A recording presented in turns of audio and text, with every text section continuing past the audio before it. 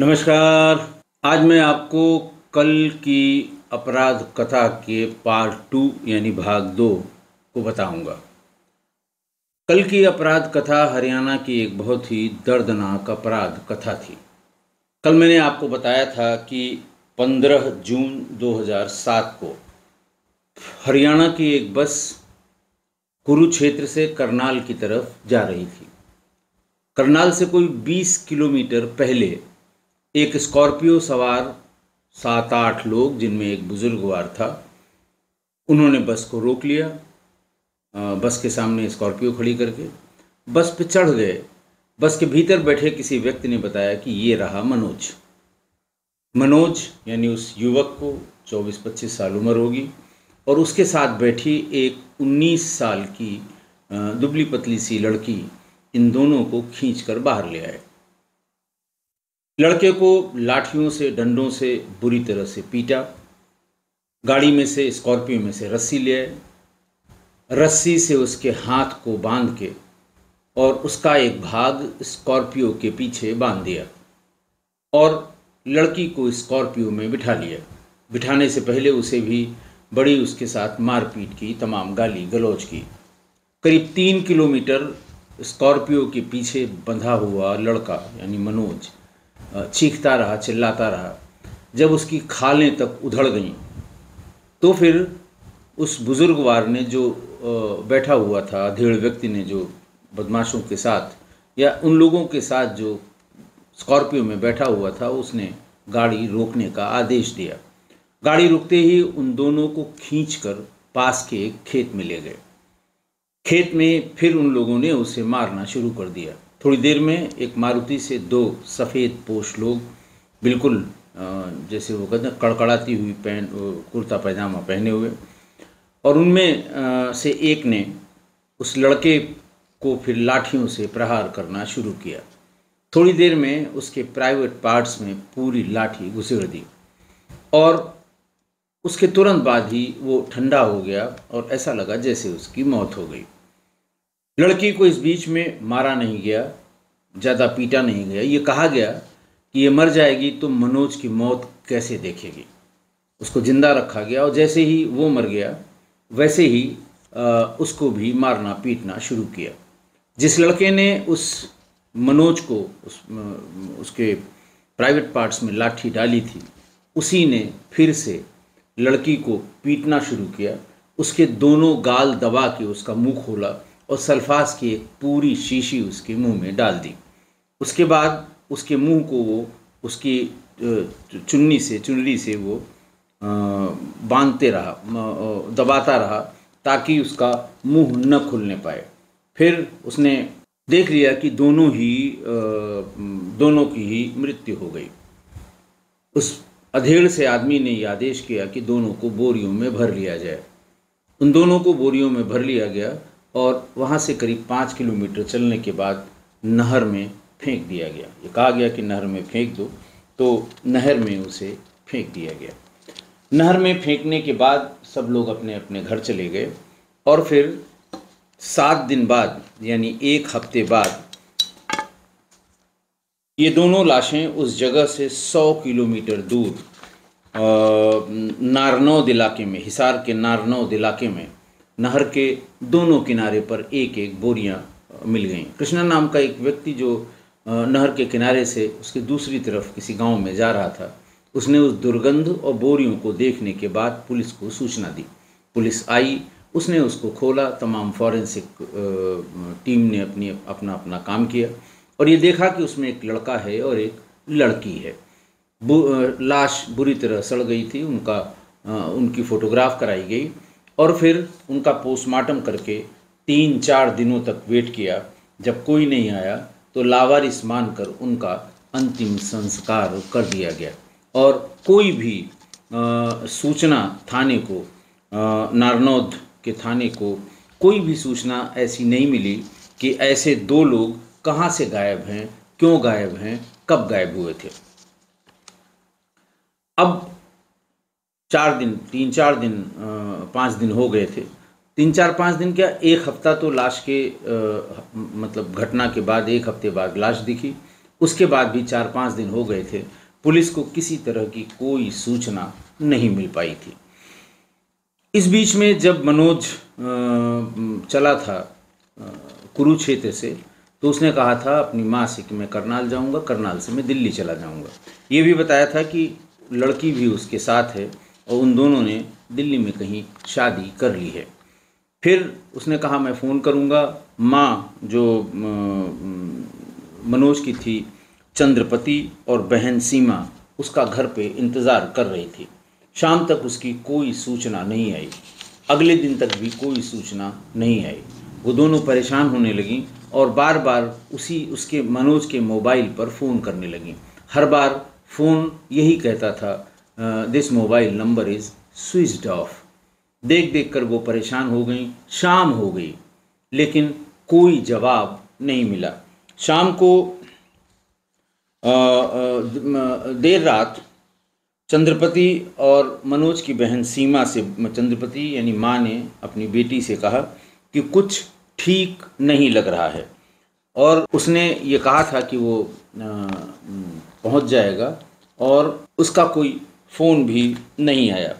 इसी उधेड़-बुन में माँ बेटी रात भर जगती रहीं, कुछ नहीं पता लगा। उगते सूरज से ही के साथ ही माँ चंद्रपति और बहन मनोज की बहन सीमा मनोज के दोस्त और रिश्तेदारों को बारी बारी करके फ़ोन करने लगीं। जितने भी नाम मनोज से संबंधित वो जानती थीं, सबको बारी बारी से फ़ोन किया और ये पूछा कि मनोज आया था क्या। लेकिन सभी ने एक ही जवाब दिया, नहीं आया था। फिर पूरा दिन गुजर गया। अगले दिन चंद्रपति किसी काम से, यानी मनोज की माँ किसी काम से अपने घर से निकली, तभी एक गांव वाले ने आकर कान में फुसफुसा कर कहा कि मनोज को मार दिया है, ऐसा गांव में किसी ने कहा। सुनते ही चंद्रपति यानी मनोज की माँ दहाड़े मार कर रोने लगी। बदहवास सी घर पहुंची, सीमा से बोली लोग कह रहे हैं कि मनोज को मार दिया। चंद्रपति और सीमा भागे भागे कैथल में अपने गांव से 15 किलोमीटर दूर राजौद थाने पहुँचे। माँ ने थानेदार से कहा कि साहब मेरा बेटा 3 दिन से गायब है, लोग कह रहे हैं कि उसे मार दिया गया, आप कुछ पता करिए। थानेदार ने डांटते हुए कहा कि तेरा बेटा क्या हमें बता कर गया था, जाओ यहाँ से खुद ढूंढो। मायूस माँ और बेटी घर को लौट आए, यानी चंद्रपति और सीमा घर को लौट आए। सीमा ने अपने कुछ रिश्तेदारों को फ़ोन किया और उन्हें साथ लेकर मनोज को ढूंढने निकल गईं। कुरुक्षेत्र के पीपली, कैथल, करनाल, नीलोखेड़ी हर जगह जाकर उन्होंने सड़क के किनारे जो बसावट थी, जो गांव थे, वहां लोगों से पूछकर उसे ढूंढना शुरू किया। लेकिन अपने जानने वालों से भी पूछा रास्ते के, लेकिन किसी ने कुछ नहीं बताया और ये भी कहा कि उन्हें कुछ भी नहीं पता है। अब दोनों करनाल के बुटाला थाने पहुँचे। इसी थाने में वो टोल नाका आता है जहाँ से मनोज को स्कॉर्पियो में बिठाया गया था। एएसआई धर्मपाल ने रोती हुई चंद्रपति से पूछा क्या हुआ, इतनी घबराई हुई क्यों है। चंद्रपति ने से फिर उसने पूछा तो रहने वाली कहाँ की है। चंद्रपति बोली साहब मैं कैथल की हूँ, रिपोर्ट लिखवानी है, मेरा बेटा 4 दिन से गायब है, फ़ोन भी उसका स्विच ऑफ आ रहा है। एएसआई धर्मपाल ने कहा कि 4 दिनों से अभी कहाँ थी, कैथल की रहने वाली हो और तो करनाल में जाकर रिपोर्ट लिखाओ, यहाँ क्यों आई हो। धर्मपाल ने ये बात बहुत सख्ती से और बहुत कड़ाई से उसकी माँ को, चंद्रपति को कहा। सिसकती हुई चंद्रपति ने जवाब दिया कि 15 जून की शाम 4 बजे बेटे ने फ़ोन किया। वो कुरुक्षेत्र के पीपली बस स्टैंड पर था, वहाँ से करनाल, फिर करनाल से दिल्ली जाने वाला था, लेकिन 1 घंटे बाद ही उसका फ़ोन बंद हो गया। अब गांव वाले कह रहे हैं कि मनोज को लड़की के घर वालों ने मार दिया। एएसआई धर्मपाल ने चौंकते हुए पूछा लड़की कौन लड़की। चंद्रपति बोला साहब बबली नाम है उसका, गांव की है और दोनों एक दूसरे को पसंद करते हैं। थाने के एसएचओ सुभाष चंद्र भी वहीं मौजूद थे। उन्होंने एएसआई धर्मपाल से कहा कि कि उस शाम पास के टोल नाके से एक फ़ोन आया था। कुछ लोग एक लड़के और लड़की की को किडनैप करके पीटते हुए कैथल की तरफ ले जाने की बात कर रहे थे। एक वायरलेस मैसेज भी सभी थानों में फ्लैश हुआ था। इतना सुनते ही रोती सिसकती सीमा बोल पड़ी, मेरे भाई को ढूंढिए, कैसे भी ढूंढिए। एसएचओ सुभाष चंद्र ने उसी वक्त चंद्रपति और सीमा को लेकर नीलोखेड़ी टोल नाके पर वो पहुंचा। एसएचओ ने वहां से मौजूद लोगों को पूछा कि कुछ रोज़ पहले यहाँ से किसी ने पुलिस को फ़ोन किया था।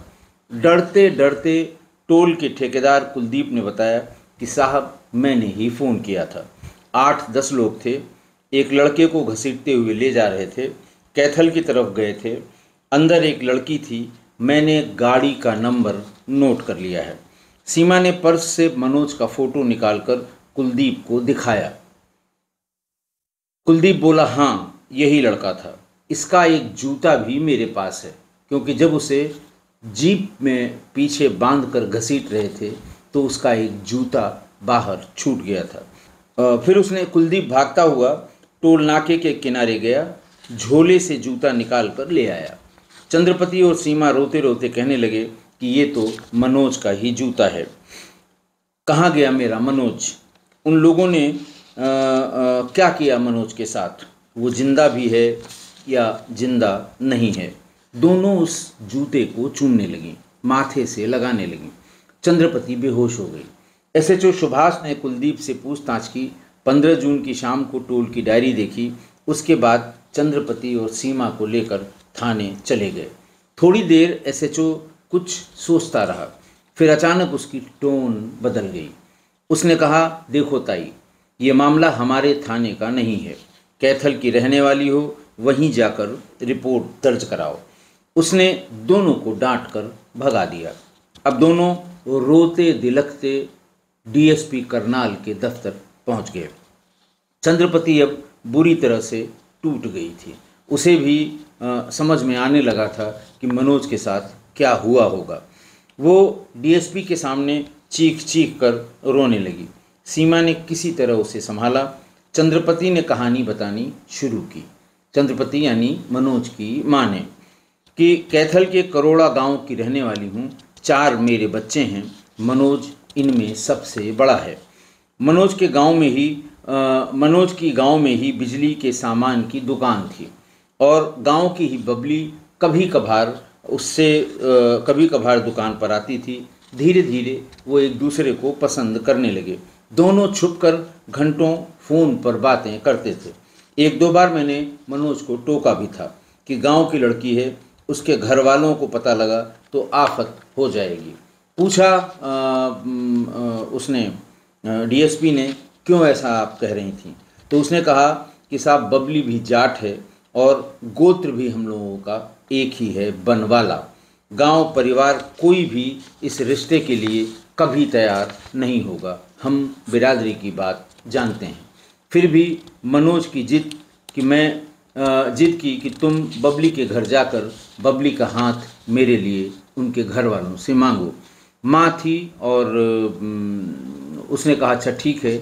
माँ गई उनके घर, लेकिन बबली की माँ और भाई ने गाली देकर मनोज की माँ को भगा दिया। 6 अप्रैल को मनोज ये बोलकर घर से गया कि एग्ज़ाम है, शाम तक घर आएगा, लेकिन उस दिन घर नहीं लौटा। अगले दिन मनोज ने फ़ोन करके बताया कि उसने चंडीगढ़ में हाई कोर्ट में बबली से शादी कर ली है। ऐसा उसकी माँ ने डीएसपी को बताया। तो इधर बबली के घर वाले उसके दरवाजे पर आकर धमकी देने लगे कि मनोज को वापस बुलाओ, नहीं तो मैं तुम्हारी दोनों बेटियों को नहीं छोड़ूंगा। ऐसा बबली के घर वालों ने घर पर आकर कहा। 26 अप्रैल को बबली की माँ ने राजौद थाने में मनोज और हम सब पर किडनैपिंग की रिपोर्ट दर्ज करा दी कि साहब बबली मेरी लड़की थी और उसको जोर जबरदस्ती करके मनोज, उसकी माँ, जैसे लिखाया जाता है कि लड़की गई नहीं, कि पूरा घर अगर पता लग गया कि फ़लाँ लड़के के साथ गई है तो पूरे घर को उसमें लिखाया जाता है कि इन लोगों ने मिलकर हमारी लड़की को किडनैप करके उसे किसी अज्ञात स्थान पर रखा है और बचाइए उसको, वरना उसकी जान चली जाएगी। फिर पुलिस रोज़ रोज़ घर आने लगी। एक बार हर बार एक ही बात कहती थी, तुम्हें पता होगा कि मनोज कहाँ है, नहीं बुलवाओगे तो सबको जेल में डाल देंगे। ऐसा डीएसपी को चंद्रपति ने बताया। चंद्रपति ने आगे बताया कि गांव वालों ने एक तरफा पंचायत बुला ली और मनोज को देखते ही मार देने का फरमान जारी किया कि कैसे वो अपने ही गोत्र की लड़की के साथ भागा। ये उसका अक्षम्य अपराध है और जो भी देखे गांव का उसे देखते ही गोली मार दे।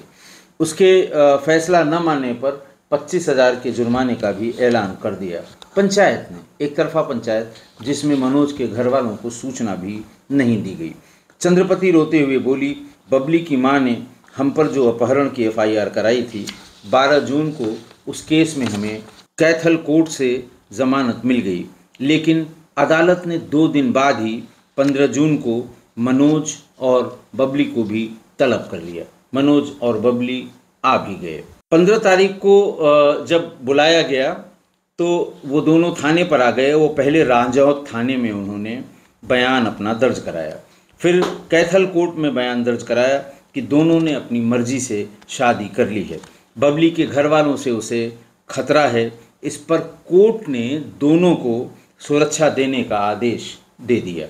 जब उन्होंने बताया कि साहब हम लोगों ने शादी कर ली है और बबली के घर वाले हमको मारेंगे, हमें उनसे सुरक्षित करिए, कोर्ट ने दोनों को सुरक्षा देने का आदेश कर दिया।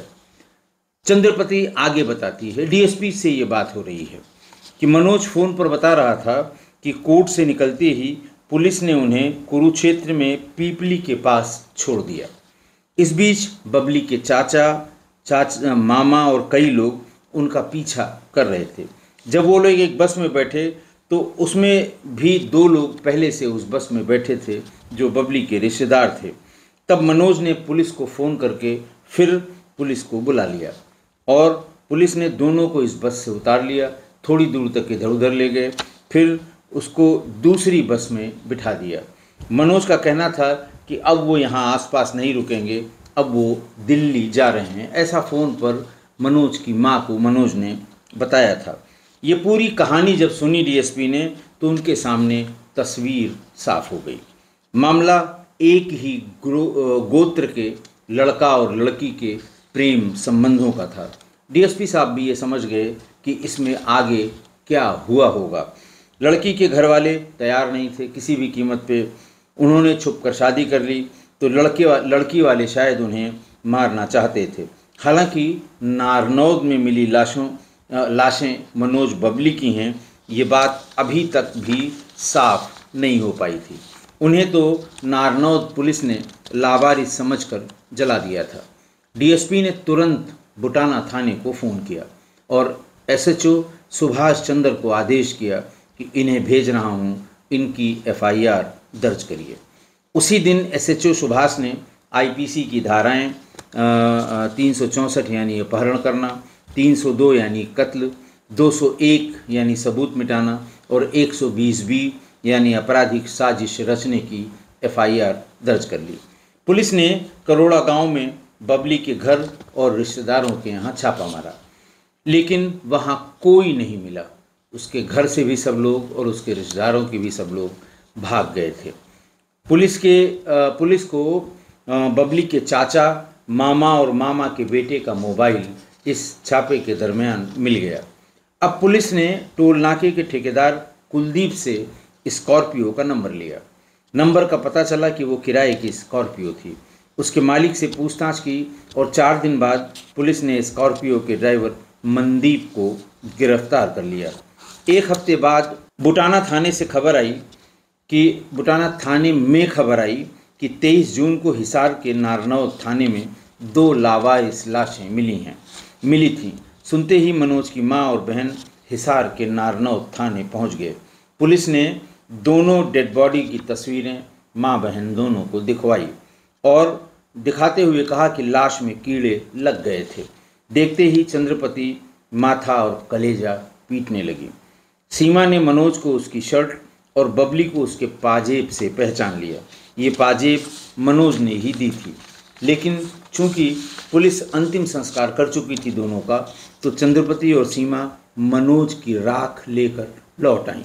इधर जब मनोज का छोटा भाई मोबाइल रिचार्ज कराने गांव के ही एक दुकान पर गया, दुकानदार ने इनकार कर दिया। बहन सीमा भाई की अस्थियों के लिए मिट्टी का कलश लेने कुम्हार के यहाँ गई, तो कुम्हार ने कहा, तेरे घर का हुक्का पानी बंद है, मैं नहीं दे पाऊंगा। सीमा पड़ोस के एक गांव में पहुंची और एक सहेली की मदद से कलश खरीदा। सब्जी वालों ने सब्जी देना बंद कर दिया। ऑटो जीप वालों ने गाड़ी में बिठाना बंद कर दिया।